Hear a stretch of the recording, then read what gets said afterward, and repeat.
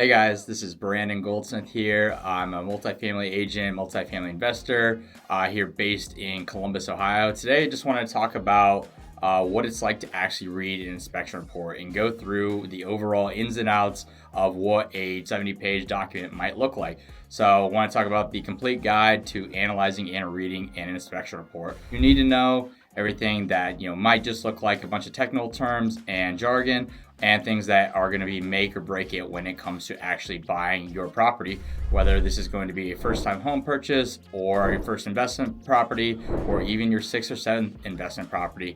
There's different things you're going to need to know throughout this process, but ultimately learn how to negotiate while using the inspection report, and for your own knowledge of actually going forward in deals and what's going to actually break the bank. So what is an inspection report? This is typically pretty self-explanatory, but it is going to be a report from the inspector with, you're going to have a bunch of different colors on it, typically red, orange, green. These can be pretty overwhelming and often can cause a lot more questions than they are good. So this is kind of some of the questions I wanted to run through and see what's the most common things that pop up during these reports, and also the cost. At least in my market, the estimated costs can be different depending on where you're at, but it can at least give you some type of knowledge on how to move forward on that. So often on reports, it's going to have a few major sections. You're going to have foundation, roof, electrical, plumbing, HVAC, and anything in between, such as cosmetics. It's going to be kitchen, bathroom, flooring, trim, paint, things that fall in line with that. What you need to know on it is going to be the severity levels, whether it's minor, cosmetic, structural, or anything major that might actually cost you a pretty penny at the end of the day. So just keep in mind on that when kind of looking through these reports. And above all, the most important things on this is going to be what's actually a safety hazard. There are different items that can go long periods of time that might not need to be looked at for 5-10 years, and other things that are going to need to be addressed immediately. So my tip on that, on getting started, is just looking at photos and the overall summary page of that. But that's just going to be the start when you're looking at these categories. So as we get into an actual inspection report and what it is, you're clicking through this report, kind of wondering what's going on and why it's divided into sections. You're going to start with the foundation. You might have roof or mechanics, whatever might be first, but when you're looking at the 5 major sections of an inspection report, one of them will be foundations. This is going to be, obviously the base of the house. There are many different types of foundation, block, stone, and different problems that do come with it. Here in the Midwest, and especially here in Ohio, we have very old homes. This is going to mean where you have either a block or stone foundation. Stone is naturally very permeable, so it's not going to be very uncommon that you're going to see some type of moisture in the basement if it's not completely waterproofed or finished. So this isn't, in my opinion, a deal breaker, but something you're going to have to mitigate, especially getting water, away from the foundation and the base of the house. You're going to also notice, if it's a block foundation, different cracks, and this is going to be a series of levels to this. So as homes shift over time, especially if they're 100 years old, they're going to move and have some type of shifting cracks. So these can come in the forms of horizontal step cracks, or vertical, or full-blown stair step, anything like that. Stair steps are going to be pretty common, but there are different levels of the severity of what actually needs to be repaired or mitigated, or what just needs to be monitored over time, versus something that is a heavy horizontal crack and your foundation is actually bowing inward.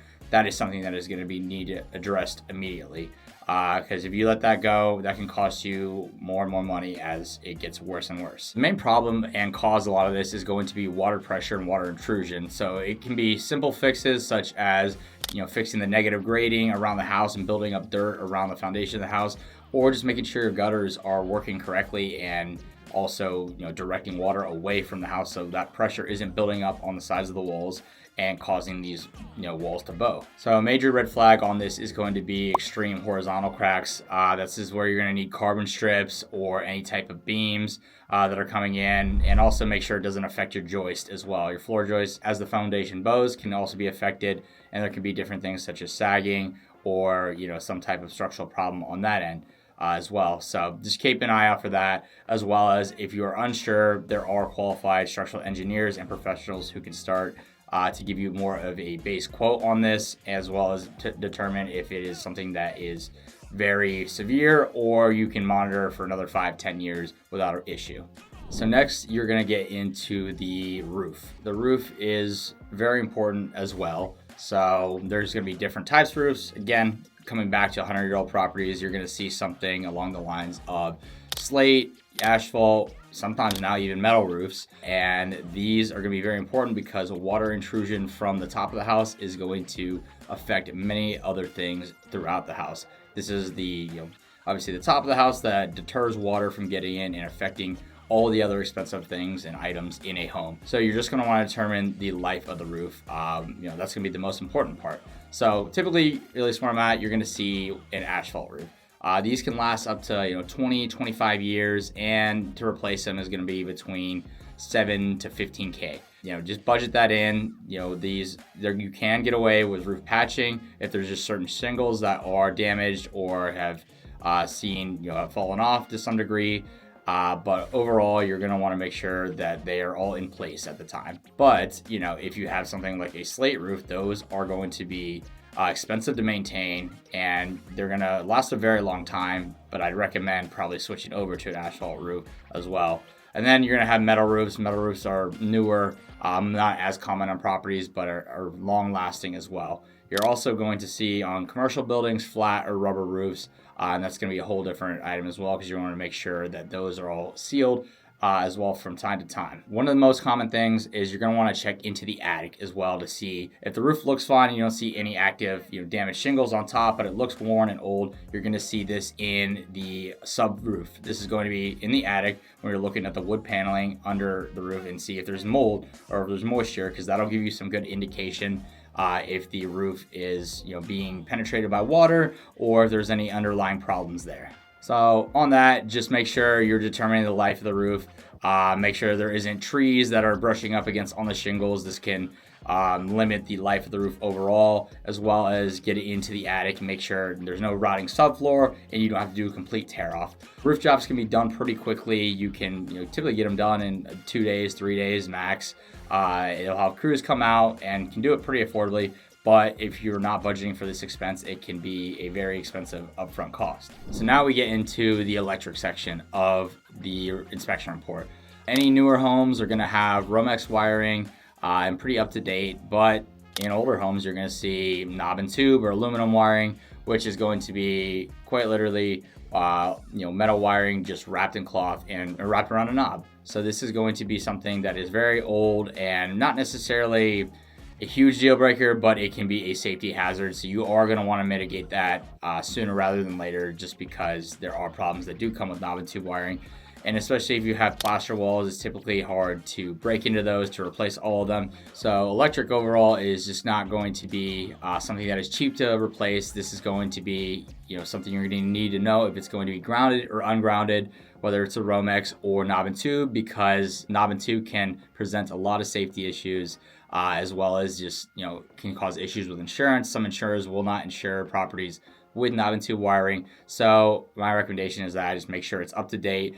And if it's not, I'd recommend at least cutting out all the knob and tube that is visible and getting out all that and updated with Romex wiring, just to overall, for a safer property, better for insurance, and just for the longevity and safetiness of that property.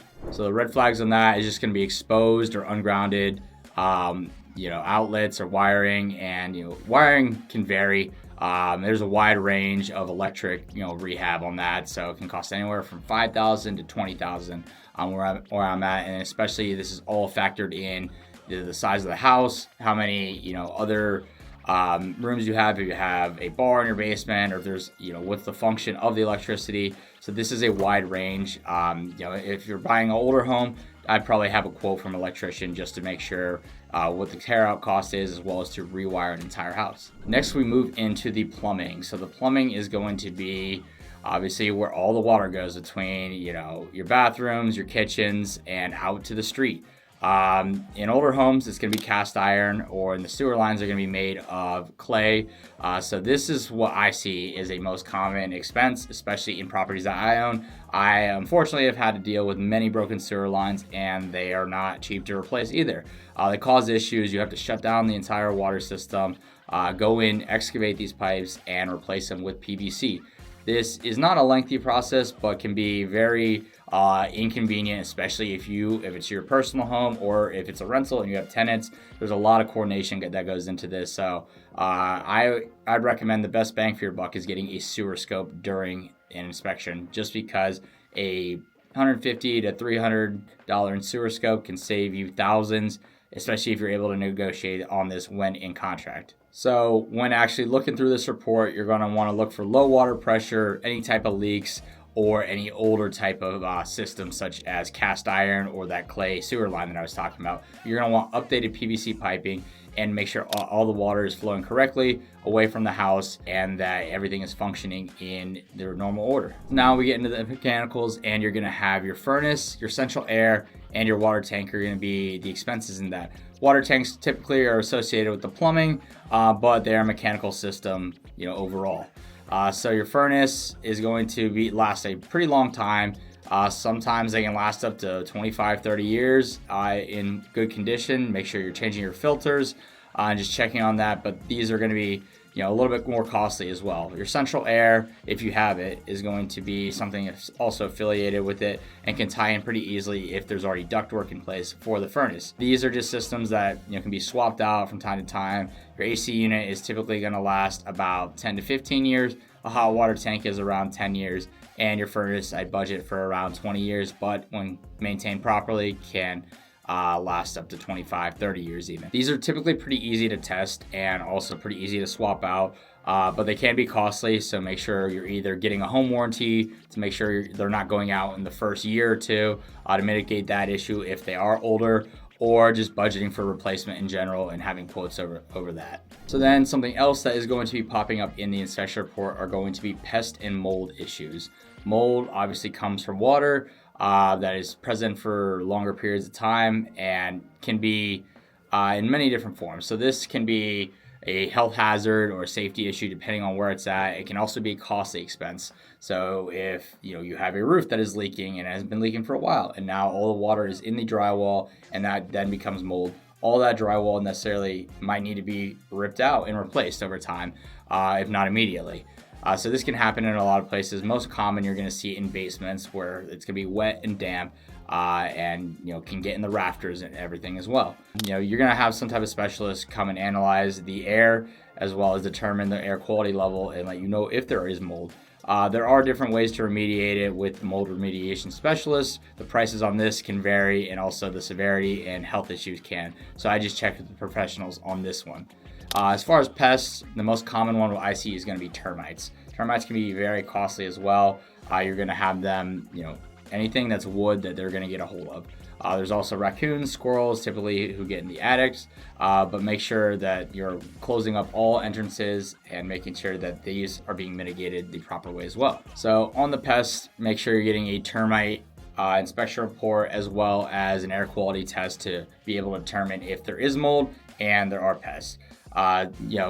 Make sure to analyze the joists, the rafters, as well as anything else that is wood, because if you have to rip all that out, it's going to add up as well. So after looking through all these different sections, what can you determine is a deal breaker or not? Any minor cracking, paint, or trim issues is going to be cosmetic. That is not going to be a deal breaker. Small leaks, low water pressure, anything else like that can be fixed pretty easily and even on a do-it-yourself basis. Old appliances are something that are going to be an expense but are not a deal breaker. It is very easy to find a new fridge, a new stove, or microwave and swap that out and have that taken care of. So I just focus on safety and big ticket items on this. Don't get caught up on the small things that aren't perfect unless it's a brand new home. And even that's the case, all new homes are not perfect.